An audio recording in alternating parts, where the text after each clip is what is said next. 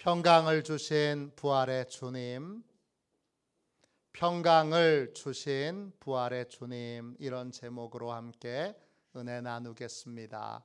한 주간 동안 잘 지내셨지요? 오늘은 부활 주일입니다. 부활을 이해하고 믿는 것은 결코 쉬운 일이 아닙니다. 저는 모태신앙으로 교회 안에서 평생을 살았습니다. 제게 부활주일은 아주 익숙한 날입니다. 그런데 저는 첫 목회를 나가서야 제가 부활에 대해서 아무것도 모른다는 걸 깨닫게 됐습니다. 신학을 전공했고 대학원도 졸업했는데 저는 부활에 대해서 제 마음을 울릴 수 있는 어떠한 사실도 알지 못했습니다. 2월에 목회를 나가고 그리고 곧 부활주일이 됐는데 부활주일 새벽 예배를 드리는데 교인들이 다 하얀 옷을 입고 오셨습니다. 손에는 초가 들려 있었습니다.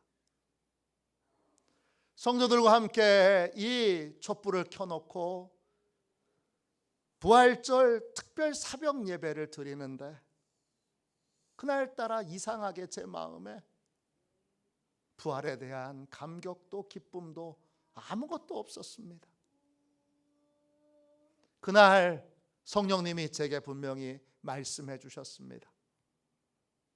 나는 부활에 대해서 정말 정확하게 아는 게 아무것도 없구나. 나를 울리고 나를 감격시키고 나를 새롭게 하는 부활의 진리가 제 안에 없다는 걸 알게 됐습니다. 교회 안에서 자랐고 수많은 부활절 설교를 들었는데 나는 왜 부활에 대해서 제대로 아는 게 하나도 없을까? 저 자신을 돌아봤습니다. 설교 말씀을 집중해서 잘 안 들었나? 그런 건 아닙니다. 저는 중학교 1학년부터 설교 노트를 썼습니다. 주일 일부 예배가 학생부 예배였는데 저는 빠짐없이 담임 목사님의 설교 말씀을 노트에 적었습니다. 그 당시 담임 목사님은 3대지 설교를 하셨는데 한 2년 반쯤 노트 필기를 하고 났더니 이제는 담임 목사님이 3대지에서 첫 번째, 두 번째 하시면 세 번째가 뭔지 알아맞힐 수 있었습니다. 그렇게 설교 말씀을 잘 들은 편인데 왜 나는 부활에 대해서 제대로 아는 게 하나도 없었을까? 그 이유는 부활에 대하여 정확한 사실을 하나하나 설명해 주는 설교가 아니라 명확한 사실을 전해주는 설교가 아니라 부활이 놀랍고 신비하고 또 충격적인 사건이기에 기뻐하고 감격하는 데만 집중하는 설교를 제가 들어왔었기 때문입니다. 왜 부활이 기쁜 날인지, 왜 부활을 감격해야 하는지 명확한 사실을 근거로 해서 하나하나 설명해 주는 설교를 들어보지 못했습니다. 그냥 좋은 일이니까, 놀라운 일이 일어났으니까 그냥 기뻐해야 한다고, 감격해야 한다고 그런 식의 설교를 들어왔습니다. 그때의 기억을 생각하면서 저는 부활절 설교를 가급적 논리적으로 그리고 부활의 의미 하나하나를 설명하는 데 치중해서 설교를 하고 있습니다. 몇 년 전 덕신고등학교 강당에서 부활절 예배 설교를 해달라는 부탁을 받았습니다. 교목 목사님은 화려하게 여러 동영상과 많은 걸 준비하시는데 제가 다 빼라 그랬습니다. 아주 단순하게 제가 부활에 관한 내용들을 하나씩 논리적으로 설명하고 이해를 시키도록 할 테니까 거기에 집중하자 했습니다. 그리고 그날 아이들이 이해할 수 있는 수준에서 부활을 설명했습니다. 부활이 뭐고, 왜 믿어야 하고, 부활을 믿는 사람은 어떤 삶을 살고 있는지, 너희들은 부활을 믿는 삶을 정말 살고 있는지 간단하게 확인하는 시간을 가졌습니다.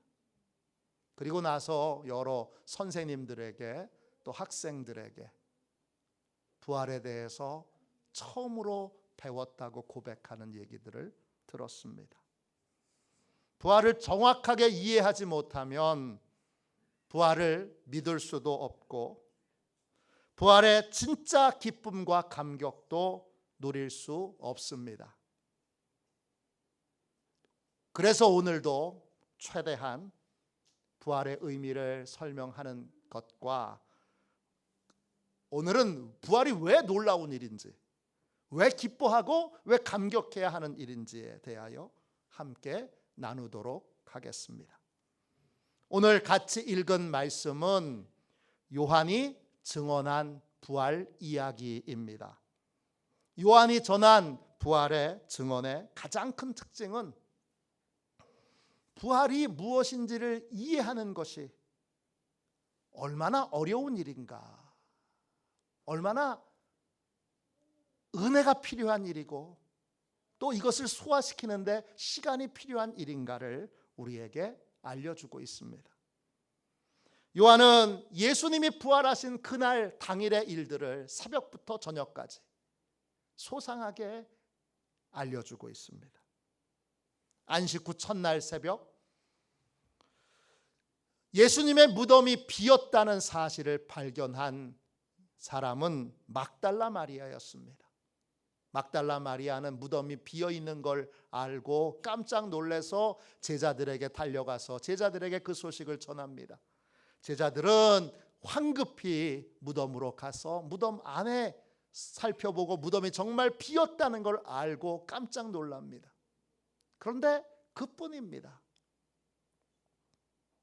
그 다음엔 더 질문하지 않고 제자들은 집으로 돌아갔습니다. 그러나 막달라 마리아는 빈 무덤에 머물러서 도대체 왜 무덤이 비었는지, 예수님의 시신은 어디로 갔는지 이거를 알기 위하여, 이유를 찾기 위하여 울며 무덤가에 머물러 있습니다. 그러다가 무덤 안에 천사들이 있는 걸 발견하게 되고, 그리고 부활의 주님이 찾아와 막달라 마리아를 만나 주십니다. 막달라 마리아는 부활의 주님을 만나고 기쁨으로 감격하여 내가 주님을 만났다, 내가 부활의 주님을 보았다, 주님이 다시 살아나셨다 라고 하는 소식을 제자들에게 힘있게 전합니다. 그런데 요한복음에는 제자들이 어떻게 반응했는지가 나오지 않습니다. 다른 본문 마가복음에 제자들의 반응이 나옵니다. 마가복음 16장 11절입니다. 그들은 예수께서 살아나셨다는 것과 마리아에게 보이셨다는 것을 듣고도 믿지 아니하니라. 제자들은 무덤이 비었다는 것도 발견했고 믿을 만한 사람들로부터 예수님이 부활하셨다는 소식도 분명히 그 증언도 들었지만 부활을 믿지 않았습니다. 부활을 이해하고 믿는 것은 쉬운 일이 아닙니다. 부활을 제대로 이해하고 믿기 위해서는 은혜가 필요합니다. 그리고 그 모든 진리를 잘 소화시킬 수 있는 시간도 필요합니다. 예수님이 부활하신 날은 안식 후 첫날입니다. 유대인의 안식일은 토요일입니다. 정확하게 말하면 유대인들은 하루를 저녁부터 시작하니까 금요일 저녁부터 토요일 저녁까지, 금요일 저녁 6시부터 토요일 저녁 6시까지가 그들의 안식일입니다. 안식일이라는 말은 일곱째 날이라는 뜻입니다. 우리는 아주 상식적으로 일곱째 날을 일요일로 생각합니다. 그러나 유대인들은 일곱째 날이 금요일 저녁 6시부터 토요일 저녁 6시까지입니다. 안식 후 첫날이라는 말은 안식일이 다 끝나고 첫날, 한 주의 시작인 첫날이 되었다는 것입니다. 안식 후 첫날은 토요일 저녁 6시부터 일요일 저녁 6시까지입니다. 예수님은 일요일 새벽에 부활하셨습니다.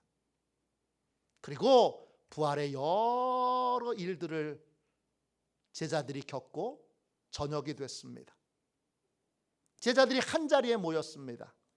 요한복음 20장 19절입니다. 이날 곧 안식 후 첫날 저녁 때에 제자들이 유대인들을 두려워하여 모인 곳의 문들을 닫았더니 예수께서 오사 가운데 서서 이르시되 너희에게 평강이 있을지어다. 제자들이 모인 시간은 일요일 저녁이지만 늦은 저녁은 아닙니다. 왜냐? 저녁 6시가 넘어가면 다음 날이 되기 때문입니다. 일요일 저녁인데 6시가 되지 않은 이른 저녁입니다. 이른 저녁에 모인 제자들은 부활을 믿지 않는 상태였고 이들은 예수님처럼 성난 유대인들에게 끌려가서 비참한 최후를 맞지 않을까 이런 두려운 마음에 깊은 공포를 느끼고 있었습니다. 그래서 그들은 모인 장소에 있는 모든 문을 걸어 잠궜습니다. 빗장을 쳤습니다. 아무도 못 들어오게. 제자들은 공포에 주눅 들어 있었고 매우 소심해졌고 작은 것에도 크게 놀랐습니다. 그런데 그 자리에 부활의 주님이 찾아오셨습니다. 잠근 문을 뚫고 그들을 찾아오셨습니다. 요한의 증언에 따르면 제자들은 그 이른 저녁 시간이 돼서야 처음으로 부활의 주님을 만나게 되었습니다. 제자들에게 나타난 부활의 주님을 통해서 제자들은 비로소 부활이 무엇인지 알게 됐습니다. 부활이란 무엇입니까? 기본적인 것만 살펴본다면 첫 번째 부활이란 영이 아니라 육체가 다시 살아나는 것입니다. 부활하신 예수님은 제자들에게 자기의 몸을 보여주셨고 또 만져보라고도 하셨습니다. 후에 도마에게는 창자국을 보여주시면서 이 창자국에 손을 넣어보라고까지 하셨습니다. 예수님의 부활은 영의 부활이 아니라 육체가 다시 살아난 것입니다. 둘째 부활이란 죽었다가 다시 살아나서 영원히 죽지 않는 것입니다. 죽었다가 살아나는 것을 부활이라고 부르지 않습니다. 왜 그렇습니까? 다시 죽을 거니까. 지금까지 죽었다가 살아난 사람들은 많습니다. 최근에는 의료 기술이 발달해서 임사 체험을 한 사람들이 많아졌습니다. 천국과 지옥에 다녀온 사람들이 많습니다. 그들이 다시 살아났지만 그걸 부활이라고 부르지 않습니다. 왜 그렇죠? 다시 죽을 거니까. 그들은 생명이 연장된 것이지 부활한 것이 아닙니다. 부활은 육체가 다시 살아나서 영원히 죽지 않는 것입니다. 그렇다면 부활의 주님은 지금 살아계십니다. 우리는 죽은 분을 예배하는 것이 아니라 살아서 역사하시는 분을 예배하고 있습니다. 셋째, 부활의 육체는 지금 우리의 육체와 다릅니다. 부활하신 예수님을 마리아가 보고 금방 알아보지 못했습니다. 왜 금방 알아보지 못했을까요? 또 부활하신 예수님이 잠겨진 문을 뚫고 들어오셨습니다. 어떻게 닫힌 문을 뚫고 들어오실 수 있습니까? 부활의 육체는 지금 우리의 육체와 다릅니다. 그렇기 때문입니다. 어떻게 다릅니까?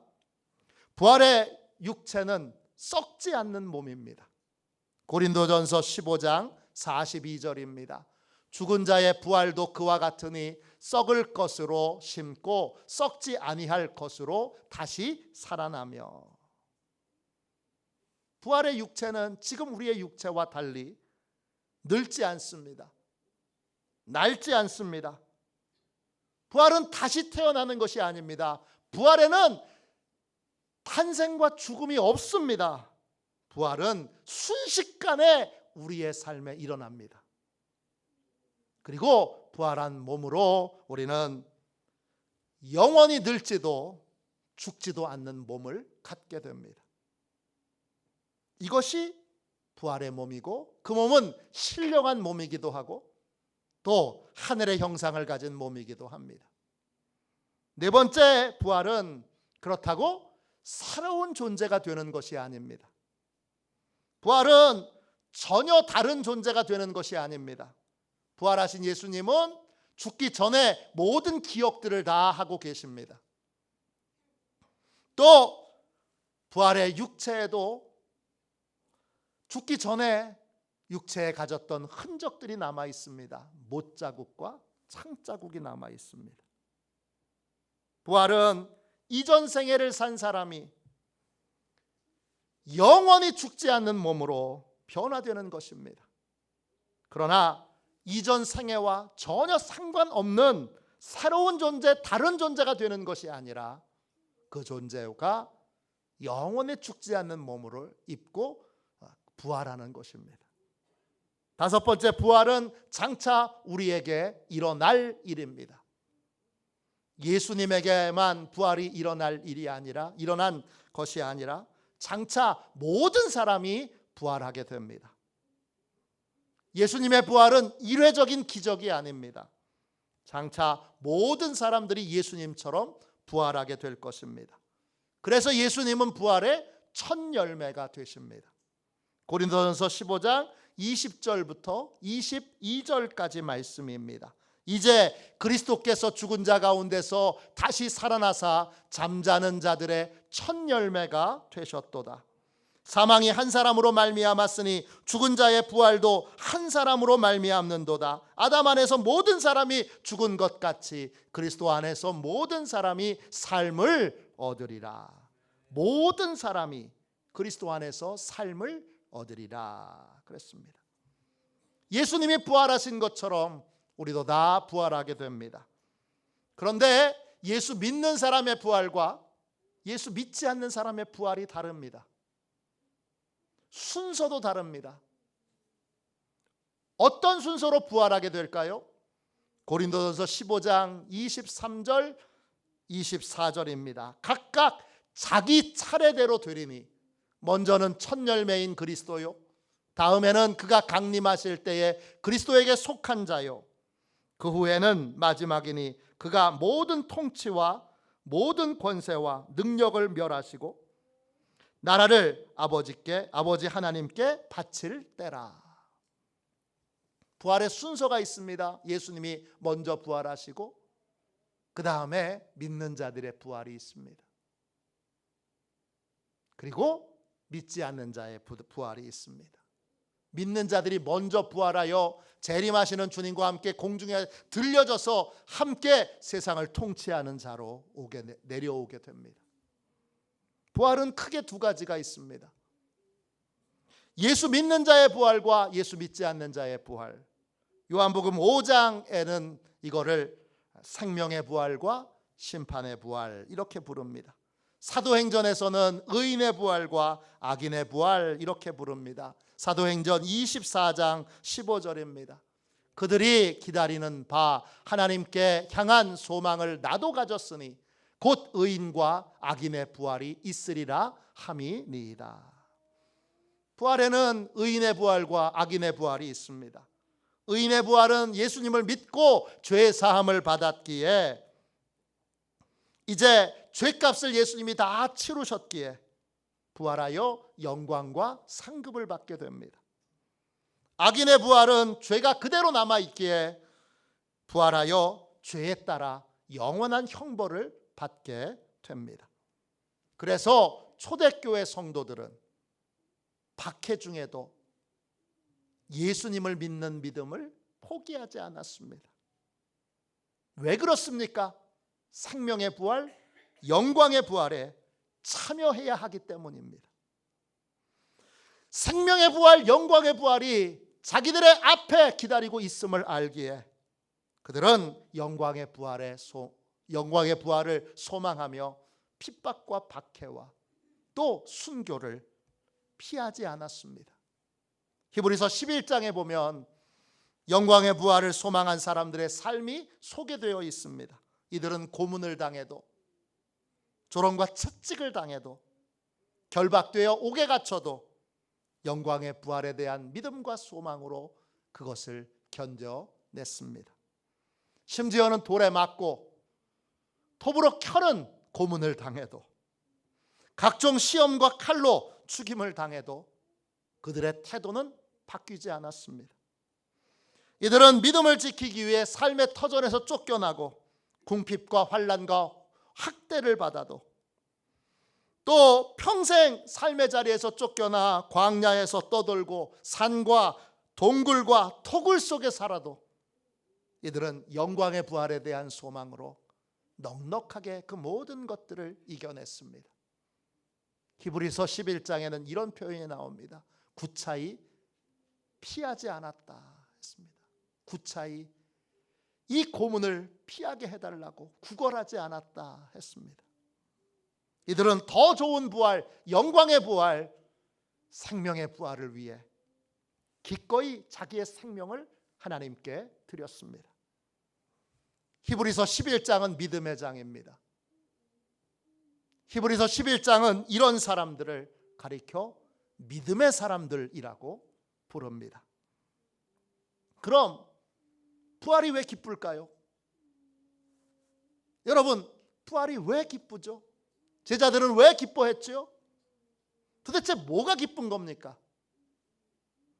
요한복음 20장 20절을 보십시오. 이 말씀을 하시고 손과 옆구리를 보이시니 제자들이 주를 보고 기뻐하더라.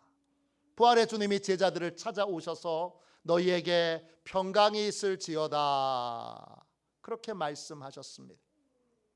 그 인사를 받은 제자들이 주님을 보고 기뻐했습니다. 기뻐하다 이 말이 헬라어로 카이로입니다. 이 말의 어원은 카리스라는 말입니다. 뜻은 은혜라는 뜻입니다. 카이로는 뭐냐? 은혜를 발견하여 야호! 하고 환호성을 치는 것입니다. 제자들이 기뻤던 이유는 부활을 통해 은혜를 발견했기 때문입니다. 어떤 은혜입니까? 세 가지 은혜가 있습니다. 첫 번째, 용서의 은혜입니다.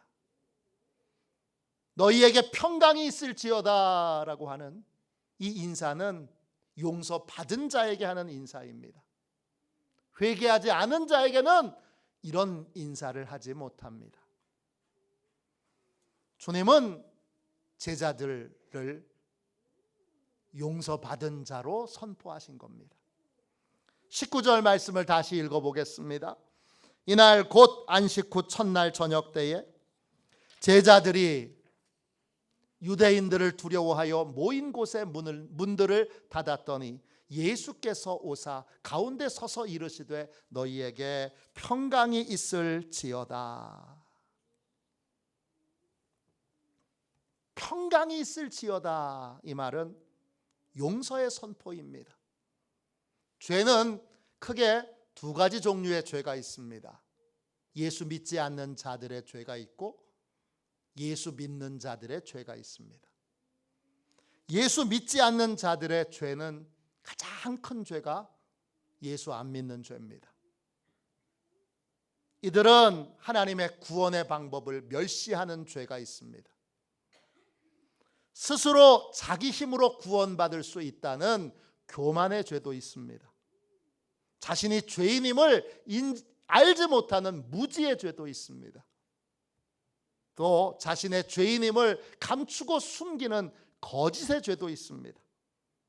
이런 죄에서 다른 많은 죄들이 나오게 됩니다. 이런 사람이 용서를 받으려면 먼저 내가 죄인인 것을 깨달아야 합니다. 내 힘으로 구원받을 수 없다는 걸 깨달아야 합니다. 오직 예수님의 은혜로만 구원받을 수 있다는 걸 깨달아야 합니다. 내 죄를 대신해서 십자가에서 죽으신 예수 그리스도의 십자가의 은혜로만 용서받을 수 있다는 걸 깨달아야 합니다. 이것을 깨닫도록 이들에게 복음을 전하는 사람들이 전도자입니다. 전도자가 복음을 전할 때 성령께서 이 진리를 깨우쳐 주십니다. 즉 전도자의 수고와 성령의 은혜가 있을 때 우리는 구원의 진리를 깨닫게 되고, 구원의 진리를 깨달은 사람은 예수님을 나의 주님, 나의 하나님으로 영접하게 됩니다. 예수님은 하나님이 보내주신 유일한 구원자이십니다. 구원을 받으려면 반드시 예수님을 나의 주님, 나의 하나님으로 영접하고 예수님이 다스리시는 삶을, 예수님이 통치하시는 삶을 살아야 합니다. 예수님의 다스림을 받아야 합니다. 예수님의 통치를 받아야 합니다. 이런 결단과 이 결단을 지키는 믿음으로만 우리는 구원을 받게 됩니다. 이런 결단은 다른 사람이 대신해 줄 수 없습니다. 우리 아빠 엄마가 믿음이 좋으니까 아빠 엄마가 대신해 주겠지? 안 됩니다.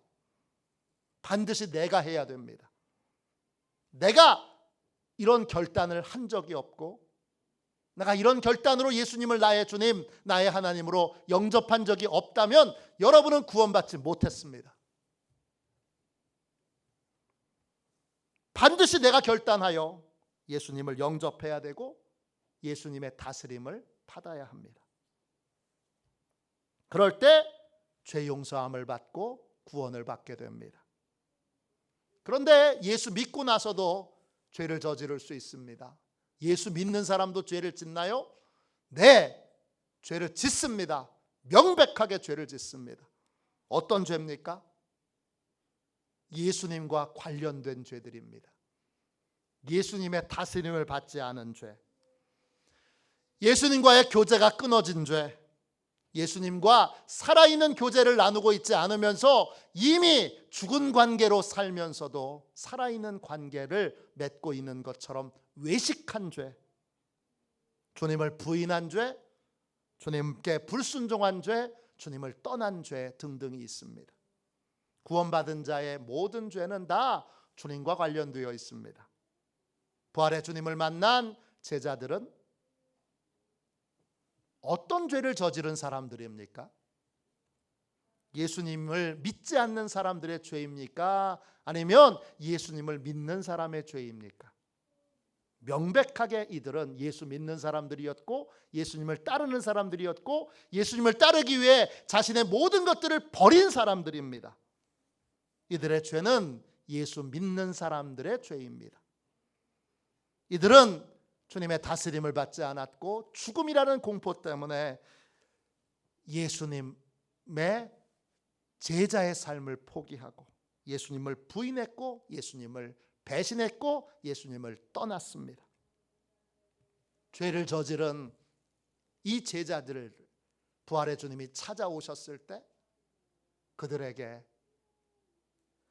책망하거나 나무라시는 말씀을 하지 않습니다. 너희들 왜 그랬어? 야, 3년 동안 배웠는데 그거밖에 안 돼? 안 그러셨습니다. 이렇게 인사하십니다. 너희에게 평강이 있을지어다. 평강이라는 말이 헬라어로 에이레네입니다. 뜻은 하나가 되어 있다, 연합해 있다, 이런 뜻입니다. 주님이 함께 계심으로 느끼는 평안이 에이레네입니다. 주님이 이렇게 말씀하신 겁니다. 너희에게 평강이 있을지어다. 이 말은 이런 뜻입니다. 너희는 나를 떠났어도 나는 단 한 번도 너희를 떠난 적이 없었다. 너희가 나를 배신했어도, 나를 부인했어도 나는 단 한 번도 너희를 떠난 적이 없었다. 변함없이 주님은 배신한 자들을 돌봐주셨고, 배신한 자들을 사랑하셨고, 사랑하시되 끝까지 사랑하셨습니다. 주님은 그들에게 주님의 몸에 있는 못자국과 창자국을 보여주셨습니다. 무슨 의미입니까? 나는 예수 믿지 않는 자들의 죄도 다 짊어졌을 뿐만 아니라 믿는 자의 죄도 다 짊어졌다.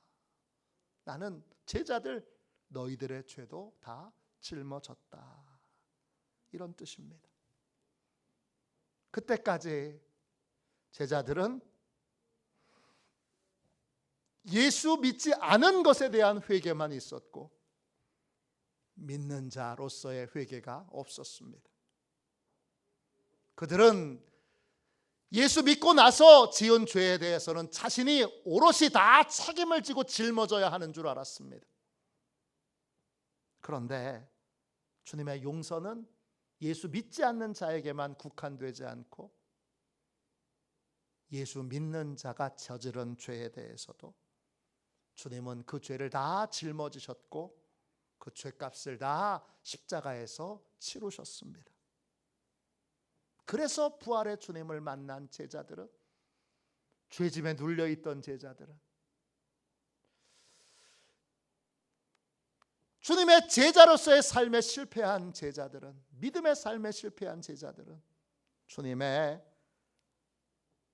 못자국과 창자국을 보고서 한량없는 기쁨과 감격을 누렸습니다. 야호! 그랬습니다.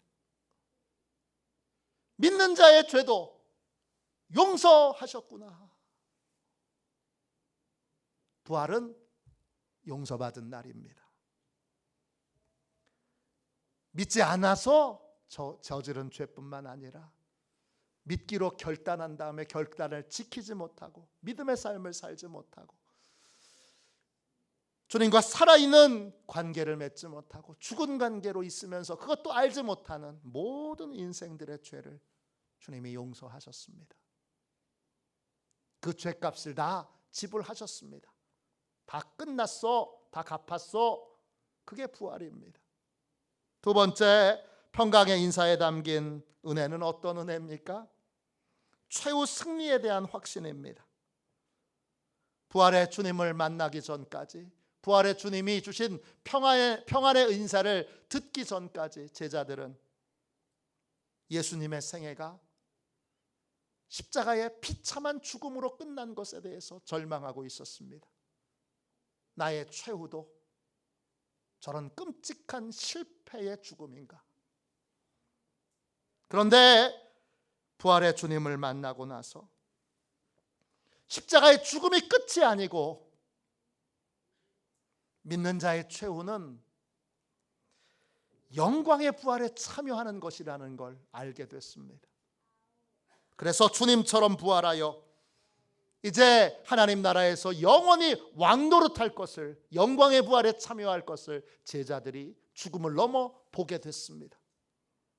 이 확신을 갖게 되면서 제자들은 비로소 죽음을 두려워하지 않게 됐습니다. 핍박을 두려워하지 않게 됐습니다. 제자들은 요한 사도를 제외하고 모든 제자들이 다 순교했습니다. 십자가에 못 박혀 죽기도 하고 거꾸로 못 박혀 죽기도 하고 창에 찔려 죽기도 하고 또 온갖 고문을 받으며 죽기도 했습니다. 그들은 당당히 죽음 앞에서도 이제 믿음을 지킬 수 있게 됐습니다.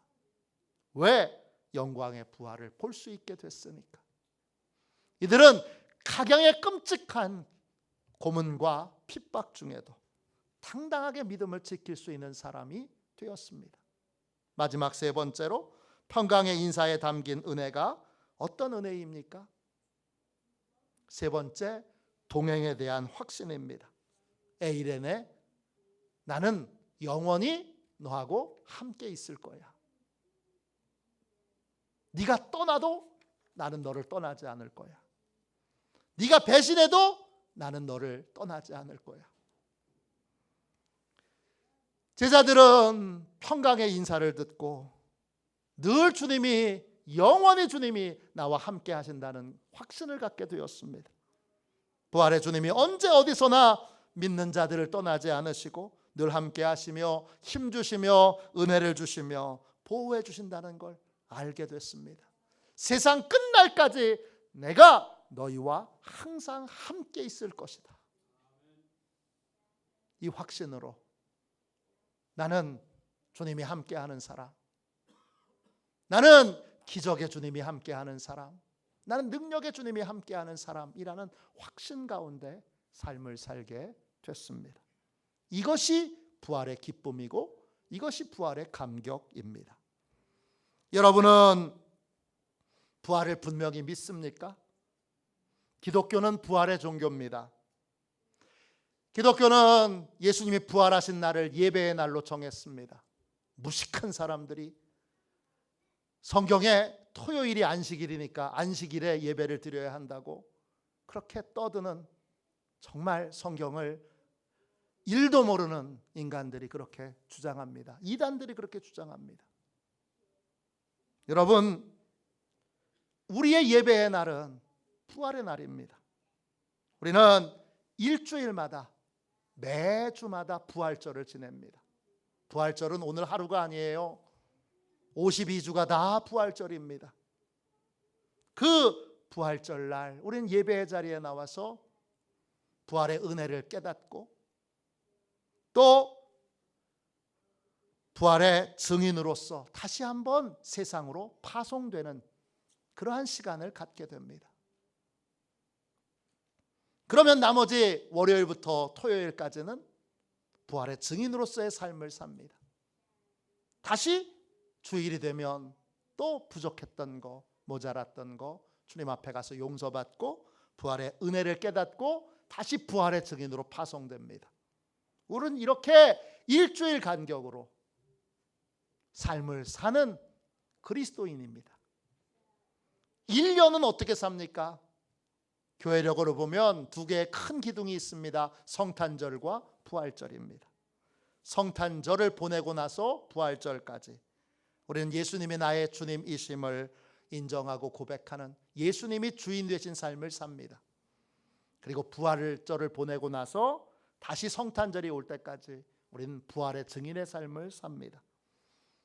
부활이 기독교 신앙의 중심이고 모든 것입니다. 그리스도인은 부활을 알고 부활을 믿고 부활을 전하는 삶을 삽니다. 부활의 진리 안에서 풍성한 복음의 은혜를 누리며 사는 저와 여러분이 되시기를 주님의 이름으로 축원합니다. 이 시간